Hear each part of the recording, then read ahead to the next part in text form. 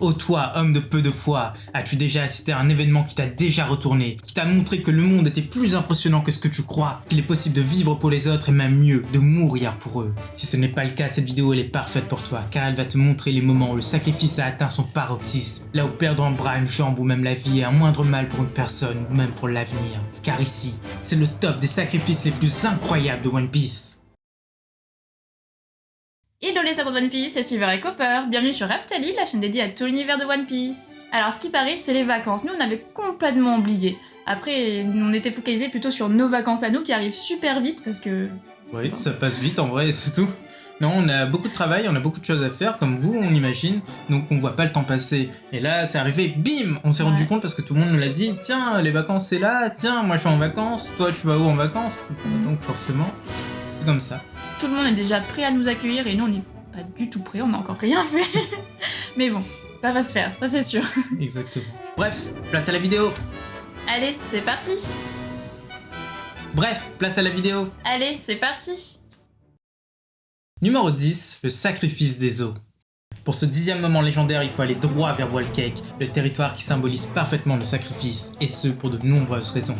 N'oubliez jamais que Big Mom, elle martyrise sa population jour et nuit, et à intervalles réguliers, elle leur demande de donner un peu de leur espérance de vie, et ça c'est une obligation pour vivre sur place. Mais ce n'est absolument pas ce qui nous intéresse ici, car après la grande éruption de Luffy à la Tea Party, le monde de Big Mom a été renversé. Le portrait de Mother Caramel a été détruit par Brook. Jinbei, l'ancien Shichibukai, quitta ses rangs pour rejoindre le jeune effronté. Le Germa qu'elle voulait faire exécuter a été libéré par ces pirates montants. Capone a même voulu l'assassiner. Et le pire, c'est que tout ce petit monde a réussi à fuir sans problème. Katakuri est même tombé face à leur capitaine, Luffy au chapeau de paille, et l'équipage de la Yonko a été incapable de l'arrêter. Rien, oh non, rien de pareil ne lui était déjà arrivé. Et dans tout ça, elle a même perdu la tête à cause de ces crises de mort. Mais dès le moment où elle a repris ses esprits, elle s'est mise en marche et elle est partie vers le champ de bataille. Mais sur place, ce petit équipage était parti. L'un d'entre eux était resté sur place, celui-là même qui venait de la trahir. Jinbei, le paladin des mers, sachant pertinemment ne pas pouvoir faire le poids, il resta quand même avec son équipage. Ça, c'est le sacrifice d'un Nakama, mais aussi celui d'un capitaine, celui du grand équipage des hommes poissons. Numéro 9, le sacrifice d'une ville. Pour celui-ci, dirigeons-nous vers l'animal le plus impressionnant de toute l'œuvre. Non. Pour celui-ci, dirigeons-nous vers l'animal le plus impressionnant de toute l'œuvre. Celui qui sert autant de transport que de pays, Zunej. Depuis des centaines d'années, un peuple très particulier vit sur son dos. Ce sont les Minks, les mi-humains, mi-animaux, de vraies peluches vivantes. Mais ce peuple est aussi connu pour sa loyauté incroyable envers les personnes qu'ils estiment. Ils ont juré allégeance à une famille du pays des Wa, les Kozuki. Alors quand Jack a débarqué sur les lieux à la recherche de Raizo, ils n'ont pas hésité un seul instant à le cacher, voire même à l'enchaîner pour qu'il ne bouge pas. Malgré les attaques, les tortures, le gaz toxique, ils ont tous nié connaître son emplacement. Ils ont affronté la colère de ce monstre jour après jour. Ils ont sacrifié leur intégrité physique, mais ils n'ont jamais abandonné. C'est ça être un Minx, et pour ça, on ne peut que tous les respecter. Numéro 8, le monstre des mers. Ce sacrifice, nombre d'entre vous l'attendent avec impatience, et pour ça il faut faire un bond dans le temps et revenir au tout début de l'œuvre. Alors que Luffy n'était qu'un enfant, insouciant et trépidant, oui c'est vrai, il n'a pas beaucoup changé, mais à l'époque il était encore dans son village natal, et il s'est opposé à un bandit des montagnes, Iguma, le plus fort d'entre tous. Celui-ci avait insulté ses amis de l'équipage de Shanks. Pour montrer sa puissance, celui-ci n'a pas hésité un seul instant à s'en prendre lâchement au jeune garçon. Mais lorsque le capitaine pirate est arrivé, les choses se sont totalement inversées. Tous ces hommes tombèrent les uns après les autres. Ils étaient morts. Hélas, le bandit profita d'un moment d'inattention. Il ira jusqu'à le balancer à la mer. Il le condamnera littéralement à mort. Alors que le monstre de la baie faisait son office, il a gobé Iguma et ensuite il s'en est pris à Luffy. Mais d'un seul coup, Shanks s'est interposé. Il n'a pas hésité un seul instant à sauver le jeune garçon. Il s'est jeté à l'eau et d'un seul regard, il a fait fuir la bête. Il a effrayé le monstre marin. Il avait sacrifié son bras. Lui, le grand épéiste, n'a pas hésité un seul instant à sacrifier son atout. Car après tout, ce jeune garçon représente son avenir. Il représente l'héritage de son propre capitaine, celui qui deviendra le roi des pirates. Numéro 7, le sacrifice d'un Nakama.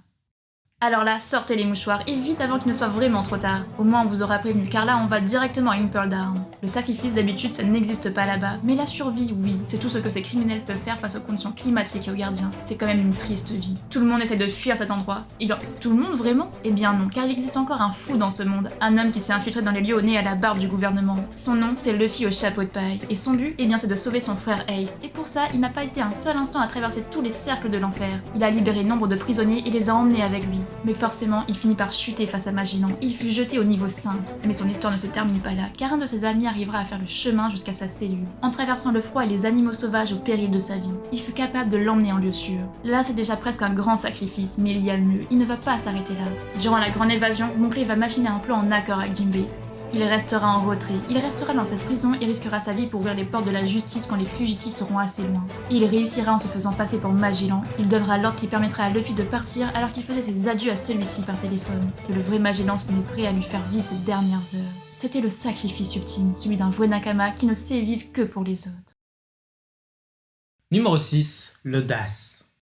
Maintenant, séchez vos larmes, mais pas pour longtemps car cette vidéo doit vous faire pleurer. Son trailer marque la véritable représentation d'Halloween sur Terre, le grand territoire de Moria. Encore une fois, les Mugiwara ont accosté sur place et il n'a pas fallu longtemps pour que tout se passe mal, mais alors là, très mal. La moitié de l'équipage arrive à se faire dérober leur ombre. Ils découvrent la machination du fou dangereux, l'armée de zombies que Moria met sur pied, et leur condamnation à rester dans l'ombre tout le reste de leur vie. Mais tant pis, ce n'est pas ça qui les arrêtera.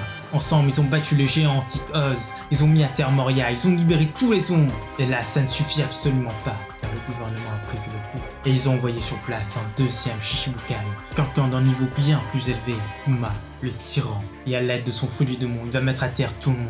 Il va accomplir sa mission avec une telle facilité, ramener la tête de Luffy au chapeau de paille. Mais avant qu'il n'y parvienne, une ombre l'attaque et lui entaille le bras. C'est Zoro. Il a beau être bien plus mal en point que son capitaine, mais lui, il ne lâchera rien. Mais en voyant qu'il y a un cyborg en face de lui, il comprend que tous ne s'en sortiront pas. Alors il propose un marché, sa tête à la place de celle de son capitaine, celle du futur plus grand épéiste au monde. L'audace est telle que ce monstre accepte. Il extrait la douleur de Luffy et propose à Zoro de s'en saisir. S'il le fait, le Shichibukai s'en ira forcément. La suite, vous la connaissez. Et ce moment restera à jamais gravé dans vos têtes comme le sacrifice du second, le futur plus grand épéiste qui a fait passer sa promesse avant lui-même. Numéro 5, la cigarette de trop.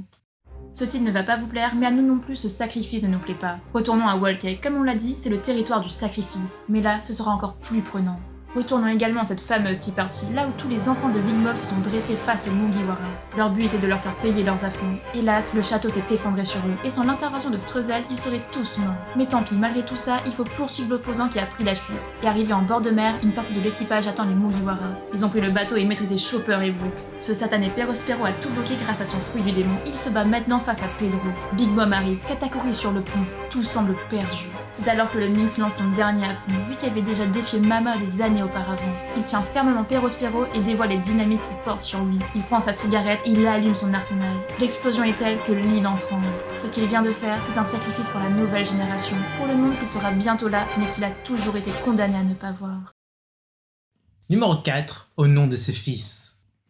Non, ce n'est pas religieux ici. Enfin si One Piece est une religion et en même temps, on est des adeptes, donc bon, restons. Mais en tout cas, on va parler d'un personnage qui a sa place dans ce top. Et ça, c'est parce qu'Oda a fait de lui un vrai chef-d'œuvre, un personnage qui en vaut la peine sur tous les points de vue. Il s'agit de Barbe Blanche. Et lors de la guerre au sommet, il fera l'impensable. L'homme le plus fort du monde se présentera sur le champ de bataille avec pour objectif de briser l'adversaire, de sauver son fils bien-aimé, Ace. Il avancera sans relâche, même après avoir reçu de nombreux coups létals. Et enfin, il prendra sa décision. Ce sera ça, ses derniers instants dans ce monde. Mais sa mort ressemblera à sa vie. Il le fera pour ses fils. Et même si Ace est tombé sous les coups de l'adversaire, les autres doivent vivre. Ils doivent survivre et continuer son œuvre. Dans ses derniers efforts, il fendra le champ de bataille. Il créera une séparation physique entre lui et les autres. Et il leur demandera de partir. Tant que faire se peut, il retiendra l'ennemi. Cet acte, c'est un amour profond, celui d'un père qui voulait à tout prix une famille. Numéro 3, le grand frère. L'une des histoires les plus tristes de One Piece fut contée à Dressrosa, et pourtant, celle-ci s'est passée il y a tant d'années de cela. C'est sur North Blue, c'est là la magnifique histoire de Rocinante Don Quichotte. Dans son enfance, il a traversé des malheurs que nul ne devrait avoir endurés. Mais heureusement, il a croisé celui qui allait être le père de substitution parfait pour lui, le Marine Sengoku. En grandissant, il a intégré les rangs de la marine, et il a servi d'infiltré dans la Don Quichotte Family. Mais ce qui marquera vraiment sa vie, c'est sa rencontre avec le jeune Law et sa maladie. Il fera tout pour le sauver, il l'emmènera dans tous les hôpitaux et il finira par dénicher le fameux OPOP Nomi. Mais lorsque Doffy l'apprendra, il mettra fin à la vie de son propre frère en utilisant le même pistolet avec lequel il avait tué son père. Le pauvre Law entendra toute la scène, mais grâce à ce sacrifice, il arrivera à fuir. Tout ça grâce à son frère de cœur, le grand Corazon.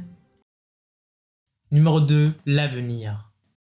Au pays des voix, les choses ne tournent pas rond depuis bien des années. Tous les habitants le savent, mais ils savent aussi qu'un grand homme a tout fait pour les aider, pour libérer la population du joug de Kaido et d'Orochi. Son nom, c'est Oden Kozuki, l'héritier de la grande famille de Shogun. Lors de son retour de son grand voyage, il a voulu tuer le tyran. Hélas, il s'est fait duper en beauté. Et pour empêcher que la population soit vendue en tant qu'esclave, il a dû danser tous les jours dans la ville, sans aucune exception. Jusqu'au jour où la cruauté du monstre devint trop forte. Alors il prit les armes, il se lança dans la bataille, lui et ses hommes, mais fut encore une fois tué, et il tomba définitivement. Mais le jour de l'exécution, alors que lui et ses 9 samouraïs allaient être ébouillantés vivants, il se sacrifia une nouvelle fois. Il arracha un pan du bois de l'estrade. Il entra dans l'huile bouillante et demanda à ses hommes de rester sur la planche qui tenait à bout de bras. Il fit un pacte avec Kaido, s'il restait là pendant 1 heure, il aurait la vie sauve. Il réussit à tous les sauver, mais les monstres d'en face ne respectèrent pas leurs paroles, et il fut tué d'une balle dans la tête. Mais lui, il savait pourquoi il avait fait ça. Il avait fait ça pour que dans 20 ans, le pays soit enfin libéré.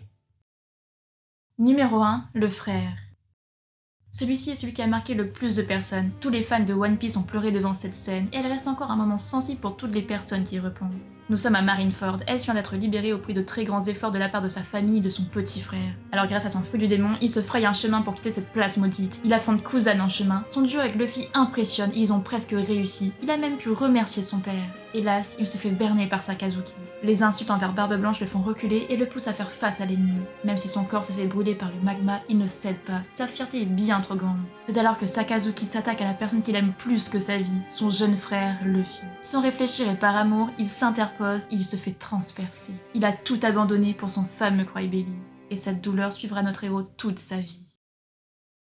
Voilà, c'est déjà la fin de ce top. On espère que ça vous a plu. Nous, on s'est un peu amusé quand même, mais on a beaucoup pleuré puisque c'était des moments vraiment très forts. Et on pense que tout fan de One Piece verse au moins une larme en regardant ça. C'est le minimum. En tout cas, toi, laisse ton top en commentaire. Ça nous fait très plaisir. Et puis, si t'es pas abonné, abonne-toi. Et n'oublie pas le petit j'aime. Oui, c'est vrai. Ça peut aider aussi. Allez. C'était Silver et Copper pour Aftalil. À bientôt les accros de One Piece.